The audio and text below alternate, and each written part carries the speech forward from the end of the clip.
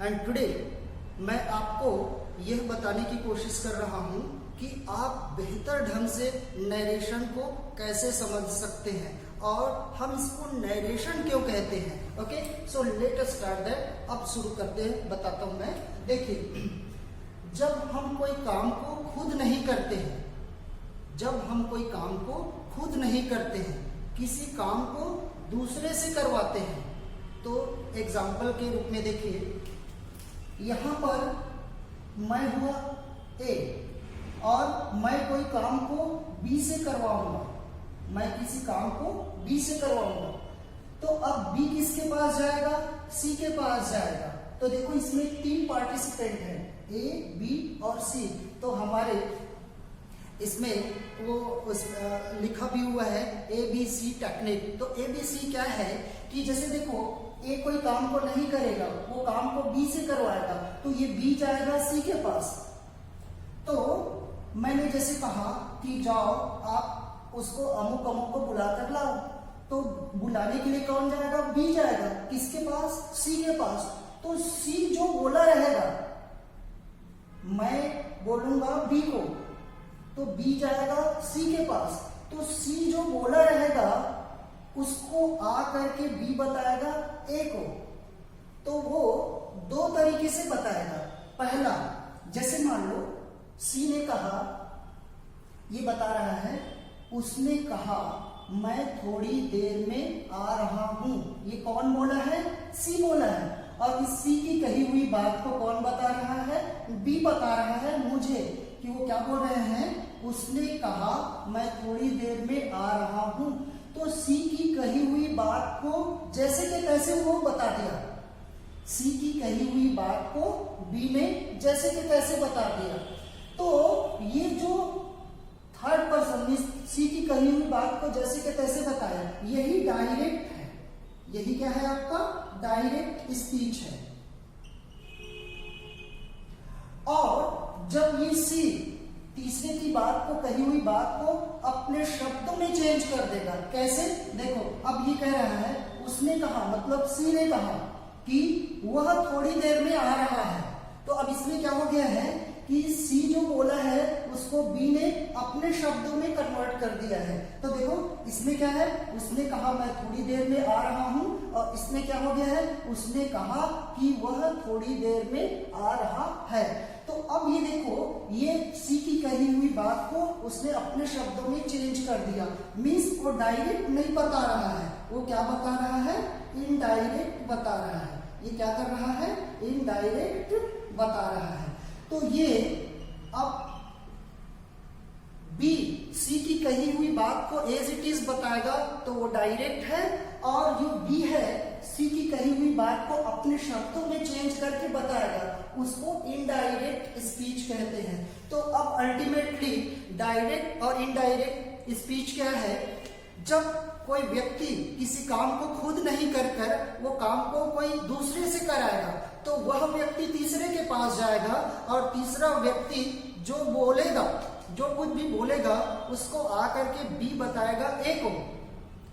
तो वो बी है, उस बात को 2 तरीके से बता सकता है। एक उसी के शब्दों में को कह सकता है, और एक अपने शब्दों में उसको बदल करके कह सकता है। जैसे मैंने लिखा कि उसने कहा कि मैं थोड़ी देर में आ रहा हूं, तो बी आकर के उसी के शब्दों को कह देगा, तो ये डायरेक्ट स्पीच होगा। और वो सी की कही हुई बात को बी आकर के ए को अब उनके शब्दों को चेंज कर अपने शब्दों में कहेगा, वो आपका इनडायरेक्ट स्पीच कहलाएगा। तो ये डायरेक्ट और इनडायरेक्ट स्पीच को 1 लाइन में समझना है, तो कैसे समझेंगे? जब कोई व्यक्ति किसी काम को स्वयं नहीं कर करके दूसरे से कराएगा, तो दूसरा व्यक्ति तीसरे के पास जाएगा, तो तीसरे की कही हुई बात को दूसरा व्यक्ति आकर के प्रथम व्यक्ति को बताएगा। तो तीसरे की कही हुई बात को बी है, वो पहले व्यक्ति को जैसे के तैसे बता देगा, वो डायरेक्ट स्पीच है। और सी की कही हुई बात को बी है, वो अपने शब्दों में बदल करके कहेगा, वो इनडायरेक्ट स्पीच है। क्योंकि हम जब कहीं पर वर्क करते हैं तो कोई काम को हम डायरेक्ट नहीं करते हैं, कई बार हम काम को दूसरे से करवाते हैं। तो इसमें जो कन्वर्सेशन होता है वो आकर के रिपोर्ट करता है, बताता है, इसी को डायरेक्ट और इनडायरेक्ट स्पीच कहा जाता है। अब इसके बाद में ये तो मैंने सिर्फ ये बताया कि डायरेक्ट और इनडायरेक्ट स्पीच क्या है। अब इसके बाद इसके रूल्स शुरू होंगे, तो लेट स्टार्ट दैट। अब इसका मैं थोड़ा रूल्स बताता हूं। इसमें दो पार्ट है। He said I am coming after some time. तो एक है इन्वर्टेड कॉमा के अंदर, एक सेंटेंस है इन्वर्टेड कॉमा के अंदर और दूसरा सेंटेंस है इन्वर्टेड कॉमा के बाहर। तो देखो अभी मैंने आपको बताने की कोशिश किया कि क्या डायरेक्ट स्पीच है और क्या इनडायरेक्ट स्पीच है। डायरेक्ट स्पीच मतलब प्रत्यक्ष कथन और इनडायरेक्ट स्पीच का मतलब अप्रत्यक्ष कथन। तो अब देखो इसमें दो कन्वर्सेशन रहेगा, दो टाइप के सेंटेंसेस रहेंगे। एक टाइप का सेंटेंस रहेगा वो इन्वर्टेड कॉमा के बाहर रहेगा और एक सेंटेंस रहेगा वो इन्वर्टेड कॉमा के अंदर रहेगा। तो जो इन्वर्टेड कॉमा के बाहर रहता है उसको कहा जाता है रिपोर्टिंग वर्ब। इसको क्या कहा जाता है? Reporting verb. और इन्वर्टेड कॉमा के जो अंदर रहता है उसको कहा जाता है रिपोर्टेड स्पीच। तो देखिए अब इसको अच्छे से ध्यान रखना है। इसको कहेंगे रिपोर्टिंग वर्ब और इसको कहेंगे रिपोर्टेड स्पीच। अब यही रिपोर्टिंग वर्ब और रिपोर्टेड स्पीच को आपको ध्यान में रख करके अब इसके रूल्स को मैं बताऊंगा। ओके, तो अभी तक इस टॉपिक में मैंने क्या बताया कि what is direct speech and what is indirect speech, और मैंने बताया रिपोर्टिंग वर्ब क्या है और रिपोर्टेड स्पीच क्या है। तो इन्वर्टेड कॉमा के बाहर रहता है उसको रिपोर्टिंग वर्ब कहते हैं और इन्वर्टेड कॉमा के अंदर रहता है उसको रिपोर्टेड स्पीच कहते हैं। रिपोर्टिंग वर्ब और रिपोर्टेड स्पीच। ओके, और मैंने शुरुआत में बताया कि आपको नरेशन को अच्छे से समझने के लिए आपको तीन बातों का ध्यान रखना है। पहला टेंस, दूसरा जो आई, मी, माई और माई सेल्फ का जो चार्ट रहता है जिसको पर्सनल प्रोनाउन का चार्ट है ये, तो ये इसको आपको ध्यान रखना है। और तीसरा जो सेंटेंसेस होते हैं, सिंपल सेंटेंस क्या होता है, नेगेटिव सेंटेंस क्या होता है, इंट्रोगेटिव सेंटेंस क्या होता है, ऑर्डर वाला सेंटेंस क्या होता है, रिक्वेस्ट वाला सेंटेंस क्या होता है, एडवाइस वाला सेंटेंस कैसे होता है, एक्सक्लेमेटरी सेंटेंस कैसे होता है, किसी को विश करते हैं तो वह कैसा सेंटेंस होता है, इसका आपको नॉलेज होना चाहिए। अब इसके तभी आपको नरेशन ठीक ढंग से समझ में आएगा। Let us start it's rules. अब इसका रूल्स, तो अभी मैंने बताया कि इसमें दो बातों को जानना जरूरी है। पहला रिपोर्टिंग वर्ब क्या है और रिपोर्टेड स्पीच क्या है। तो यहाँ पर मैंने लिखा है कि सेंटेंस दो पार्ट में रहेगा, एक इन्वर्टेड कॉमा के अंदर और जो इन्वर्टेड कॉमा के अंदर रहेगा वो कहलाएगा रिपोर्टेड स्पीच और जो इन्वर्टेड कॉमा के बाहर रहेगा वो कहलाएगा रिपोर्टिंग वर्ब। फिर मैं बता रहा हूं कि ये सेंटेंस आपको दो तरीके से देखने को मिलेगा। एक जो सेंटेंस रहेगा वो इन्वर्टेड कॉमा के अंदर रहेगा, उसको कहेंगे रिपोर्टेड स्पीच, और जो इन्वर्टेड कॉमा के बाहर रहेगा उसको कहते हैं रिपोर्टिंग वर्ब। और इसी के आधार पर ही हमारा आगे का फॉर्मूला चलेगा। तो अब देखिए ये जो रिपोर्टिंग वर्ब है वो टेंस तीन होता है, तो तीनों में से कोई सभी टेंस में हो सकता है। ये जो रिपोर्टिंग वर्ब है वो प्रेजेंट टेंस में भी हो सकता है, पास्ट टेंस में भी हो सकता है और फ्यूचर टेंस में भी हो सकता है। तो अब उसका वन बाय वन करके एक एक करके उसका फॉर्मूला में रूल्स बताने जा रहा हूं। तो देखिए यदि ये reporting verb means inverted comma के बाहर का जो सेंटेंस है वो, ये रूल नंबर पहला क्या कहता है, यदि ये वाला रिपोर्टिंग वर्ब कौन सा टेंस में है, यदि ये reporting verb present indefinite tense, देखिए टेंस कितना होगा 3, तो यदि ये प्रेजेंट इंडेफिनाइट टेंस में है और फ्यूचर इंडेफिनाइट टेंस में है, कौन सा सेंटेंस, ये रिपोर्टिंग वर्ब वाला सेंटेंस किसमें है, प्रेजेंट इंडेफिनाइट टेंस या तो फ्यूचर इंडेफिनाइट टेंस में। ओके, अभी ये पास्ट में लिखा हुआ है। ओके, तो प्रेजेंट इंडेफिनाइट टेंस या फ्यूचर इंडेफिनाइट टेंस में रहेगा तो उसका प्रोनाउन, प्रोनाउन मीन्स सब्जेक्ट, तो ये ग्रामेटिकल वे में आई है वो क्या कहलाएगा, आपका प्रोनाउन कहलाएगा। तो उसका प्रोनाउन बदलेगा, इसका क्या बदलेगा, प्रोनाउन बदलेगा। ओके, तो उसका प्रोनाउन बदलेगा मीन्स सब्जेक्ट बदलेगा, टेंस नहीं बदलेगा। मैंने क्या कहा, यदि reporting verb means inverted comma के पहले का सेंटेंस या वाक्य रिपोर्टिंग वर्ब में है तो वो किस रिपोर्टिंग वर्ब किस में है, प्रेजेंट इंडेफिनाइट या तो फ्यूचर इंडेफिनाइट में है। यदि ये रिपोर्टिंग वर्ब प्रेजेंट इंडेफिनाइट या फ्यूचर इंडेफिनाइट में है तो उसका सब्जेक्ट मीन्स प्रोनाउन बदलेगा, टेंस नहीं बदलेगा। देखिए कैसे, अब ये है ही सेज, तो ये प्रेजेंट इंडेफिनाइट टेंस हो गया, ही के साथ एस या एस लगा है तो ये प्रेजेंट इंडेफिनाइट टेंस में हो गया। तो अब देखिए, अब इसमें सेंटेंस लिखा है I am doing my homework, he says I am doing my homework. तो अब ये इसका टेंस नहीं बदलेगा, इसका सब्जेक्ट बदलेगा। तो देखिए ही सेज का, क्योंकि ये प्रेजेंट इंडेफिनाइट टेंस में है तो ही चाहे तो टेल्स कह सकते हैं, लेकिन नहीं भी कहेंगे तो कोई बात नहीं। तो ही सेज का ही सेज हो जाएगा। ये इन्वर्टेड कॉमा को हटाने के लिए हमने दैट लगा दिया है और ये सब्जेक्ट बदलेगा। तो आई का क्या हो गया है, ही। तो ये सब्जेक्ट किस आधार पर बदलता है, तो ये देखो, ये जो फर्स्ट पर्सन है वो थर्ड पर्सन को फॉलो करता है, या इसी को मैं एक फॉर्मूला बताया था, SON, SON। तो ये SON ये क्या टेक्निक है, देखिए, यदि ये आई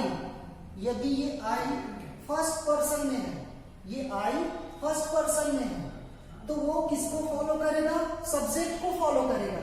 आई मीन्स ये सब्जेक्ट क्या है, ये आई फर्स्ट पर्सन है, ये क्या है, फर्स्ट पर्सन है, तो वो किसको फॉलो करेगा, सब्जेक्ट को फॉलो करेगा। और यदि ये इसके जगह ये सेकंड पर्सन में रहेगा तो वो ऑब्जेक्ट को फॉलो करेगा, जिसको हम क्या कह रहे हैं, ओ।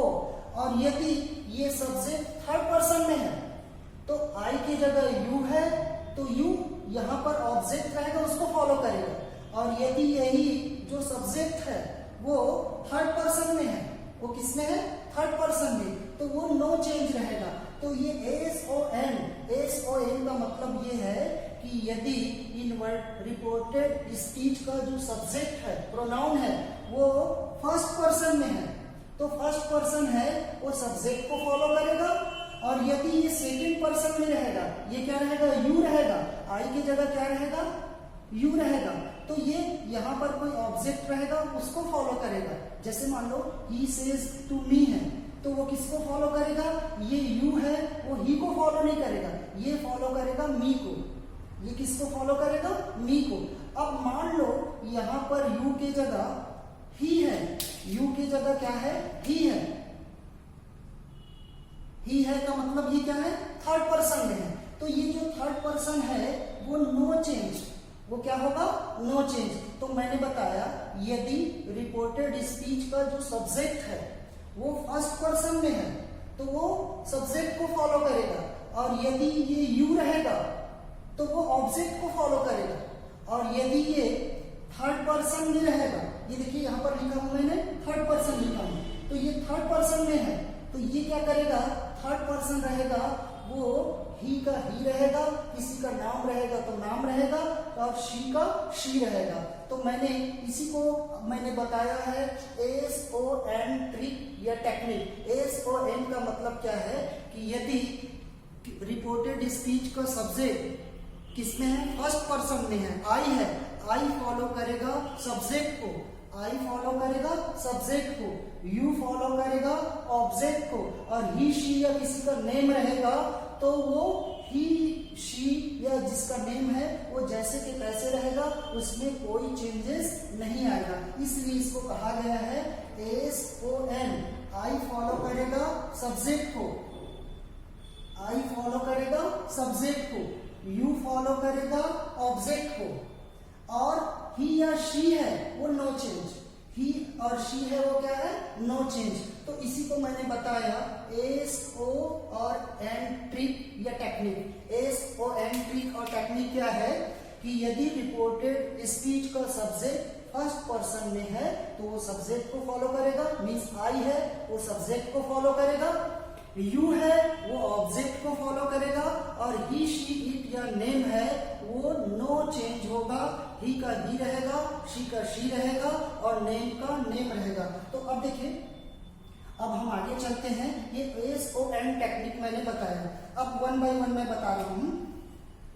ये प्रेजेंट इंडेफिनाइट टेंस में है, तो he says I am doing my homework. तो अब इसमें क्या होगा, ये प्रेजेंट इंडेफिनाइट टेंस में है तो इसका सब्जेक्ट बदलेगा, टेंस नहीं बदलेगा। ही सेज का ही सेज हो गया, इन्वर्टेड कॉमा को हटाने के लिए हमने दैट लगाया, और आई का क्या हो गया, ही, और ये क्योंकि प्रेजेंट ये कंटिन्यूअस में है तो एम का क्या होगा, ही के हिसाब से ये क्या हो जाएगा, ईज में हो जाएगा। इसका टेंस चेंज नहीं हो रहा है, सब्जेक्ट के आधार पर इसका हेल्पिंग वर्ब लग रहा है, लेकिन टेंस नो चेंज है। और डूइंग का डूइंग हो गया, और माय आई के अकॉर्डिंग माय था तो ही के अकॉर्डिंग हीज हो जाएगा। तो इसके लिए आपको ये चार्ट को ध्यान रखना पड़ेगा। देखिए इसमें लिखा है आई, मी, माय, माय सेल्फ। तो आई का क्या हुआ है, आई का माय हुआ है, आई का क्या हुआ है, माय हुआ है, तो ही का क्या हो जाएगा, ही का हीज हो जाएगा।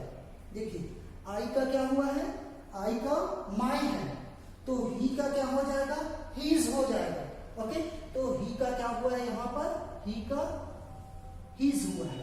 ओके, तो और टेंस आई के अकॉर्डिंग एम है और ही के अकॉर्डिंग इज है। तो ये देखिए, यदि ये रिपोर्टेड स्पीच इसमें है, प्रेजेंट इंडेफिनाइट में है, अब या तो फ्यूचर इंडेफिनाइट, अभी हम फ्यूचर इंडेफिनाइट की बात करेंगे।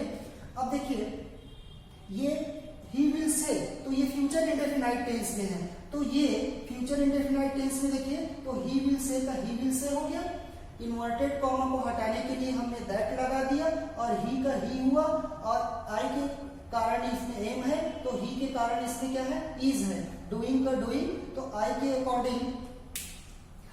अकॉर्डिंग इसमें माय है, आई का माय है, आई का माय, तो ही का क्या हो जाएगा, हीज हो जाएगा। तो देखो I am doing my homework, तो ये क्या हो जाएगा, ही विल से का ही विल से, और इन्वर्टेड कॉमा को हटाने के लिए दैट लगाए, तो आई का क्या हुआ है, ही, और ही के अकॉर्डिंग क्या ले रहा है, इज, डूइंग का डूइंग, और आई का माय, तो ही का हीज होमवर्क, और इन्वर्टेड कॉमा को हटा देंगे। तो ये देखो मैंने बताया कि यदि रिपोर्टेड स्पीच इन्वर्टेड कॉमा के अंदर का सेंटेंस प्रेजेंट इंडेफिनाइट में है, ये क्या है, ये प्रेजेंट इंडेफिनाइट में है या फ्यूचर इंडेफिनाइट में है, तो इसी को देख करके यहाँ का सेंटेंस को चेंज करना है कि नहीं करना है, ये हम डिसाइड करेंगे। क्या डिसाइड करेंगे कि यदि ये प्रेजेंट इंडेफिनाइट में है और फ्यूचर इंडेफिनाइट है तो इसका टेंस चेंज नहीं होगा, इसका सिर्फ सब्जेक्ट चेंज होगा। किसके अकॉर्डिंग से चेंज होगा, आई का माय रहता है तो ही का हीज हो जाएगा, या शी रहेगा तो क्या हो जाएगा, हर हो जाएगा। तो ये चार्ट को आपको ध्यान रखना है, और इसमें सब्जेक्ट क्या है, आई है, तो आई किसको फॉलो करेगा, सब्जेक्ट को फॉलो करेगा, यू रहेगा तो ऑब्जेक्ट को फॉलो करेगा, और ही रहेगा तो नो चेंज, ही का ही, शी का शी, नेम का नेम, या दे रहेगा तो दे का दे रहेगा। अब हम नेक्स्ट सेकंड रूल्स की तरफ चलते हैं। सेकंड रूल्स क्या कहता है, देखिए ये प्रेजेंट इंडेफिनाइट हो गया और ये फ्यूचर इंडेफिनाइट, ये प्रेजेंट इंडेफिनाइट और ये फ्यूचर इंडेफिनाइट। अब आगे चलते हैं हम पास्ट इंडेफिनाइट की तरफ। तो यदि रिपोर्टिंग वर्ब मीन्स ये हिस्सा इन्वर्टेड कॉमा के बाहर का हिस्सा, यदि reporting verb past indefinite tense में है, मीन्स ये वाला हिस्सा किसमें है, पास्ट इंडेफिनाइट टेंस में है, तो उसका टेंस और pronoun means I me my दोनों बदलेगा। देखो इसमें मैंने एग्जांपल लिया है ही सेड, तो ही सेड है ये पास्ट इंडेफिनाइट टेंस में है। ये देखो ये रूल नंबर 2 क्या कहता है, यदि रिपोर्टिंग वर्ब, ये रिपोर्टिंग वर्ब है, ये किसमें है, पास्ट इंडेफिनाइट टेंस में है, तो ये रिपोर्टेड स्पीच का मींस इन्वर्टेड कॉमा का जो सेंटेंस है वो उसका टेंस भी बदलेगा और उसका सब्जेक्ट भी बदलेगा। कैसे, तो ही साइड का ही साइड कर दिए, चाहे तो टोल्ड कर सकते हैं, नहीं करेंगे तब भी कोई बात नहीं, तो ही साइड का ही साइड हो गया और इन्वर्टेड कॉमा को हटाने के लिए हमने दैट लगाया और आई का हो गया ही, और क्योंकि ये प्रेजेंट कंटिन्यूअस में है तो वो पास्ट कंटिन्यूअस में चले जाएगा। इसका रूल्स मैं अलग से बताऊंगा। तो देखो I am doing my homework, तो ये क्या है, ये पास्ट इंडेफिनाइट में है, तो अब ये बदलेगा, ये जो सेंटेंस रहेगा वो बदलेगा।